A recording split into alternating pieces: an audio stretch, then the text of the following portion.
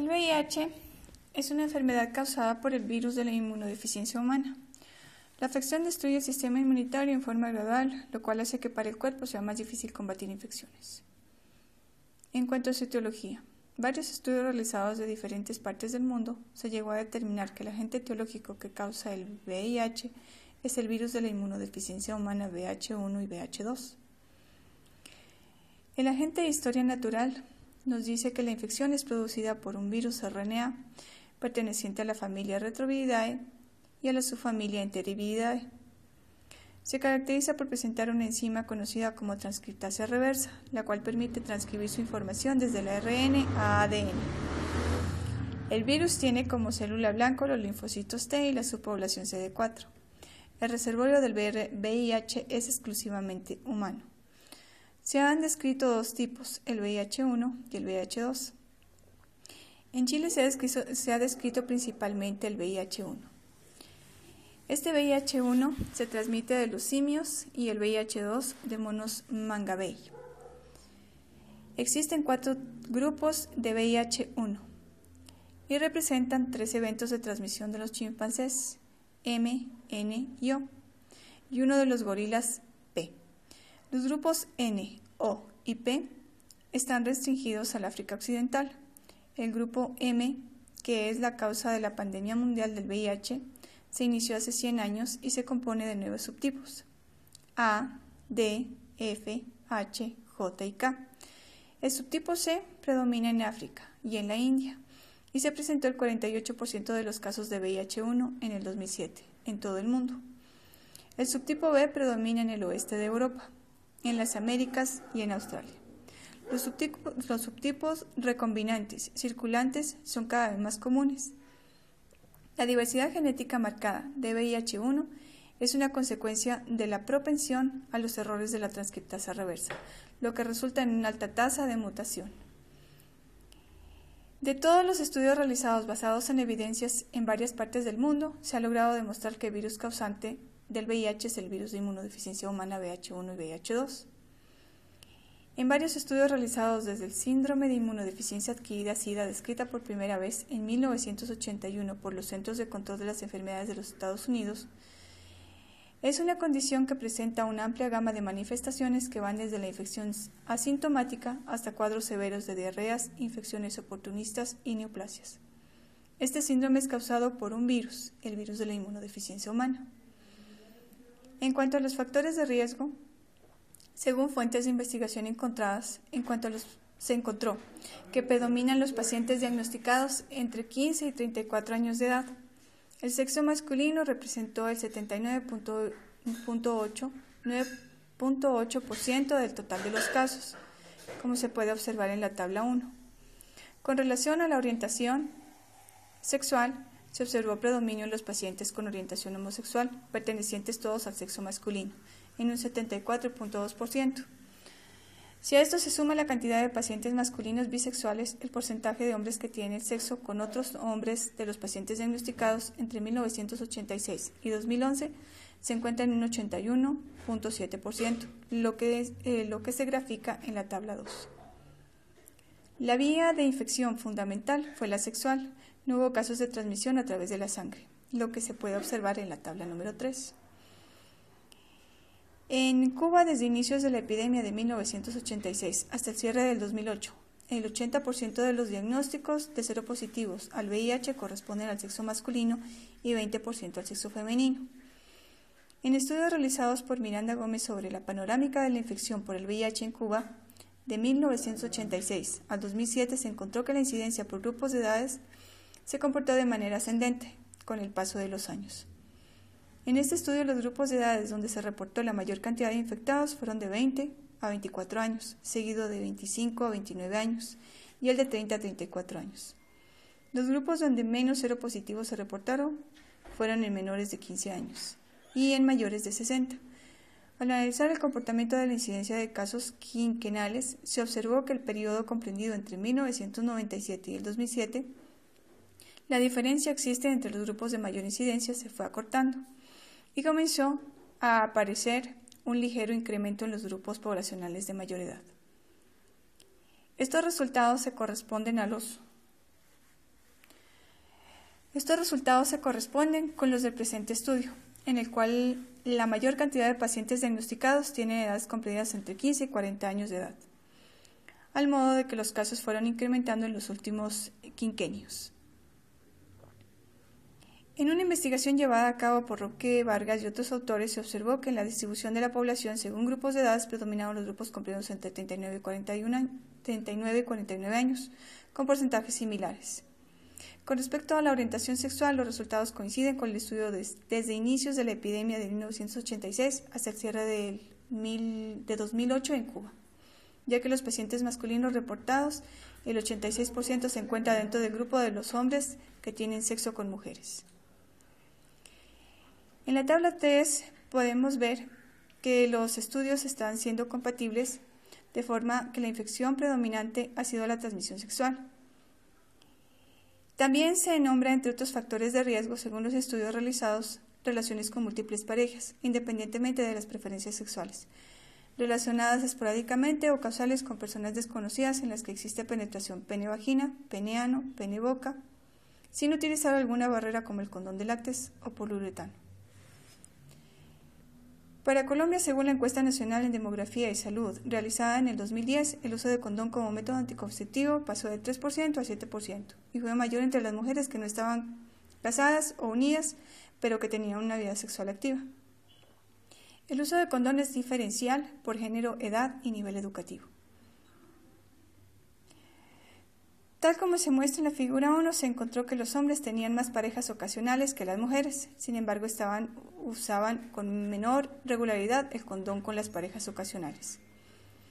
En la figura 2 podemos ver que entre los jóvenes que habían tenido vida sexual, el 54.0 afirman haber utilizado el condón en su última relación sexual y el 55% en la primera. No obstante, su uso fue muy irregular y de muy baja frecuencia, especialmente con las parejas especiales y ocasionales. No se encontraron diferencias estadísticas significativas entre el uso de condón y el género. En cuanto a todos los estudios que se escogieron para llegar a determinar cuáles eran los factores de riesgo para la causa del VIH, se llega a concluir que la edad, el sexo, la vía de transmisión, el no uso de condón, la variedad de parejas sexuales son los principales factores para contraer VIH. Las cifras más relevantes en los estudios escogidos fueron para determinar dichos factores.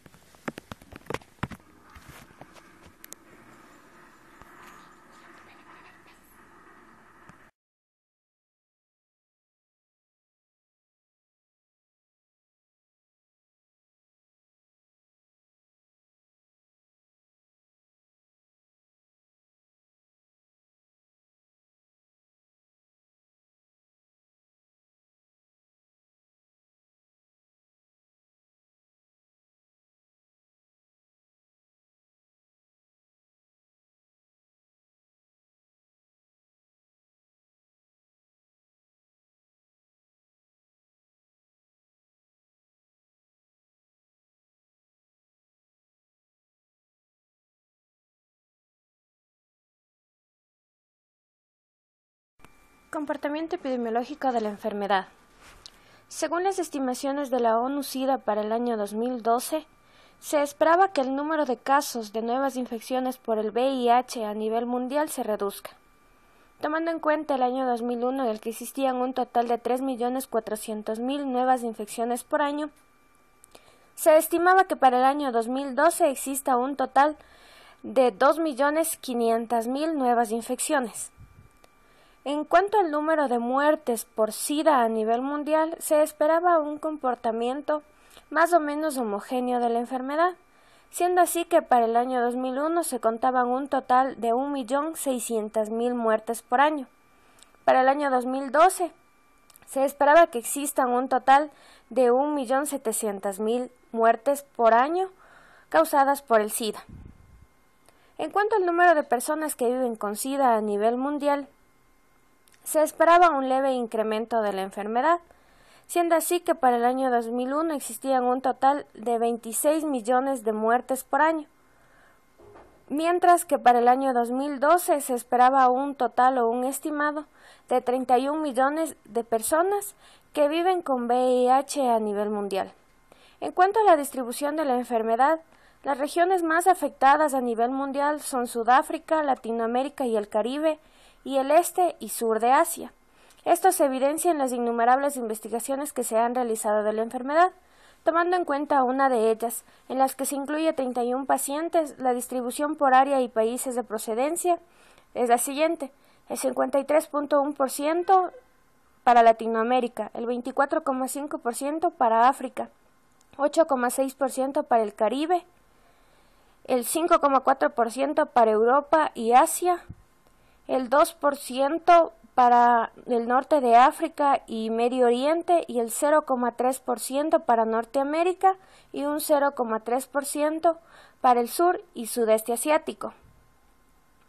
Según menciona el informe de UNGAS Ecuador en el año 2010, desde el año de 1984 que se notificó el primer caso de VIH, hasta diciembre del año 2009 se han registrado un total de 21.810 personas que viven con VIH, de las cuales solo se han reportado 4.970 personas fallecidas a causa de la enfermedad o asociadas con enfermedades oportunistas para el SIDA.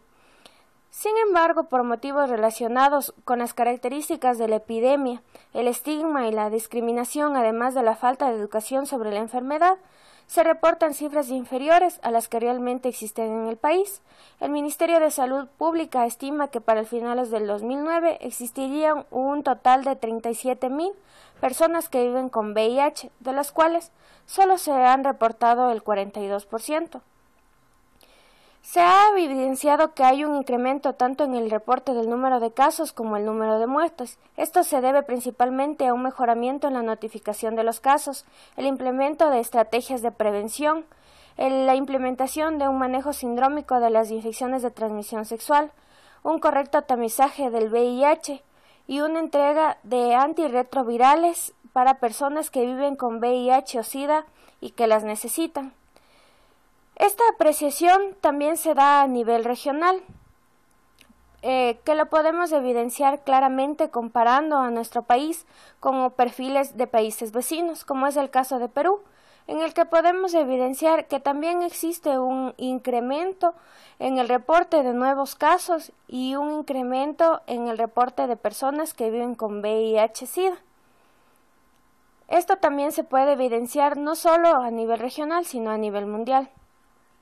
En cuanto al número de casos según el grupo etario, tenemos que los grupos más afectados por el VIH-Sida y la enfermedad en sí son los grupos comprendidos entre los 25 y 39 años de edad. Tomamos así en nuestro país, según el reporte de la Estrategia Nacional de VIH-Sida e Enfermedades de Transmisión Sexual, que nos reporta que existe un mayor número de casos en los grupos etarios desde los 20 hasta los 39 años de edad. Caso similar sucede con España, que según reportes del año 2013 nos informa que también existe un gran número de casos en las edades comprendidas de 25 a 39 años de edad. Tomamos el ejemplo de un país cercano como es el caso de Perú, que para el año 2013 también reporta un gran número de casos comprendidos entre los 20 años de edad y los 45 años de edad. Y podemos ver que hay una similitud entre nuestro país y Perú. En cuanto a las vías de transmisión sexual, se ha identificado que las principales son la vía heterosexual, la vía homosexual o bisexual y los usuarios de drogas, quedando respectivamente en primero, segundo y tercer lugar. Se ha evidenciado que hay un menor porcentaje de transmisión vertical de madres a hijos. Para esto hemos tomado en cuenta una serie de investigaciones en las cuales se han incluido un total de 1.591 pacientes, en los cuales se ha evidenciado que la transmisión más frecuente es mediante relaciones sexuales homosexuales con un 37%, seguida por las heterosexuales con un 36% y para los usuarios de droga con un 21%. En cuanto a las manifestaciones clínicas, debido a que la enfermedad presenta una serie de sintomatología inespecífica, es muy difícil diagnosticarla basada solamente en la clínica. En una investigación muy reciente se han tomado en cuenta por su frecuencia los siguientes síntomas, como son los temores o las preocupaciones, la depresión, dificultad de la concentración, pérdida de la memoria. Estos se han englobado todos dentro de manifestaciones neurológicas. También tenemos en cuenta el dolor muscular, dolor de las coyunturas y dolor de la cabeza, ubicándose el dolor en general en el segundo lugar. Como tercer síntoma común para todos los pacientes que padecen de VIH o SIDA, tenemos la fatiga. En cuarto lugar se encuentra la debilidad o malestar general. Es así que también en otro examen, en otro estudio que se ha realizado a nivel mundial, tenemos que, en primer lugar, también se encuentran las manifestaciones neurológicas que pueden ir desde temores de incapacidad en la toma de decisiones hasta conductas violentas que afectan contra la integridad personal. También tomamos en cuenta el dolor, que se ubica dentro de los primeros sitiales como sintomatología de la enfermedad. Evidenciamos también la presencia de fatiga y malestar general. Es así que podemos ver que la sintomatología es inespecífica y puede estar presente en cualquier enfermedad. De allí que el diagnóstico se basa más en las pruebas de laboratorio más que en la clínica en sí. Se han reportado también otra sintomatología como es el dolor crónico. También se ha reportado diarreas. Diagnóstico de VIH. El diagnóstico definitivo de VIH se lo hace únicamente por métodos de laboratorio. Esto debido a que las manifestaciones clínicas no son lo suficientemente específicas. Esto se ha podido constatar y verificar durante años, que las manifestaciones clínicas no son lo suficientemente específicas, que nos ayude así al diagnóstico de VIH. Dentro de los exámenes de laboratorio existen dos métodos, los cuales nos permitirá a su vez identificar y diagnosticar el VIH. Método directo. Este es el que se detecta los propios virus o sus componentes. Entre estos podemos destacar los principales que son cultivo celular, antigenemia de PS4, técnicas moleculares de ADN, provírico y vírico.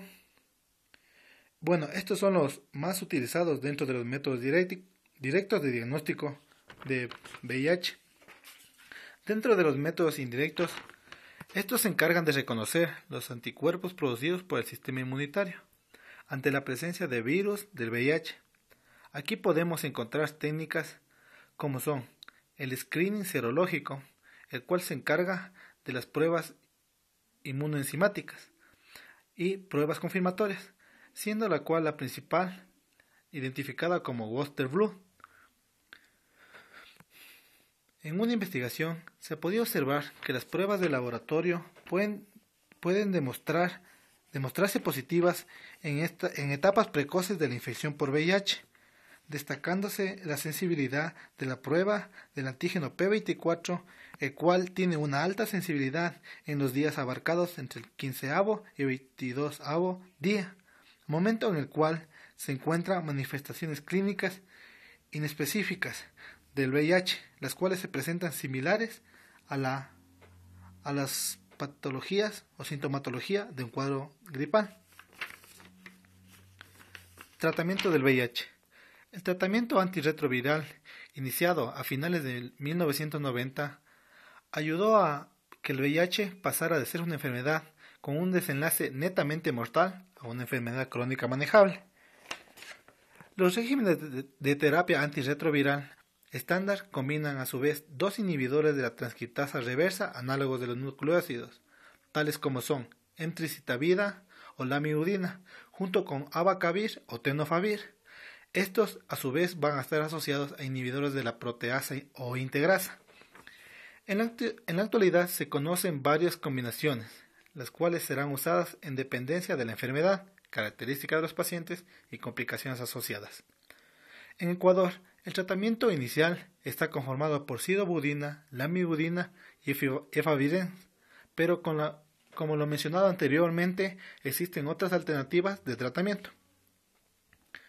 En un estudio realizado en México, se observó que los pacientes que recibían tratamiento antirretroviral son en su mayoría hombres, identificándose así que los hombres son los mayormente infectados.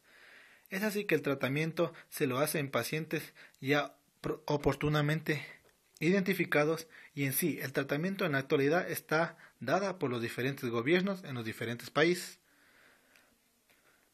En un estudio realizado con una duración aproximada de 48 semanas de observación, se observó que la mayor eficacia de un nuevo esquema, el cual está conformado por dolutegravir, abicavir y lamivudina, el cual demostró una eficacia de 88% frente al 81% de eficacia en el cual está dada por el esquema de tratamiento estándar, el cual está conformado por efavirenz, entracitabina y tenofovir. Durante el estudio se identificó también efectos adversos en el nuevo tratamiento planteado, siendo el más destacable los problemas de insomnio, pero se observó también que el tratamiento estándar utilizado presenta muchos más problemas adversos, determinándose así nuevamente la mayor eficacia y menores efectos adversos del nuevo tratamiento estudiado. En otro estudio realizado en Haití se pudo destacar que al iniciar la terapia antirretroviral tempranamente ayuda a aumentar la probabilidad de sobrevivencia frente a aquellas en las cuales se inicia el tratamiento antirretroviral cuando ya se han presentado manifestaciones clínicas. Es decir, identificar la enfermedad sin síntomas aún y tratarla aumenta en sí el nivel de vida del paciente. También se observó que si se iniciaba una terapia temprana, disminuiría el grado de padecer comorbilidad, tal como es la comorbilidad dada por tuberculosis. Durante investigaciones se pudo observar que el tratamiento con antirretrovirales puede traer efectos colaterales luego de un amplio tiempo de tratamiento con el mismo. Cabe destacar que el tratamiento de VIH es alrededor de toda la vida. Es por esto que los efectos adversos que causan estos fármacos tienen una gran importancia. Dentro de estos efectos adversos podemos destacar aumento de la prevalencia de litiasis renal. Estudios permitieron determinar que en pacientes con tratamiento con atonavir se aumentó en 10 veces más la probabilidad de padecer litiasis renal frente a la población normal o a personas con VIH positivas con tratamiento a expensas de atonavir. Otra de estos efectos colaterales fue el cambio en biomarcadores cardiovasculares, en el cual se observó una disminución de lípidos en general al tener un tratamiento antirretroviral. El aumento de incidencia de infarto agudo en miocardio. Mediante un metaanálisis se determinó que el infarto agudo de miocardio no está para nada relacionado con el tratamiento de abacavir. Aumento de riesgo en fracturas. Estudios identificaron que fracturas de alta energía se asocian en pacientes con VIH asociadas a otras patologías y que las fracturas de baja energía se dan en pacientes con VIH monoinfectados. Y por último, se apreció que el uso exagerado de tenofovir está involucrado directamente con el aumento de patologías renales, tales como es la disminución de la filtración glomerular, la proteinuria y la insuficiencia renal.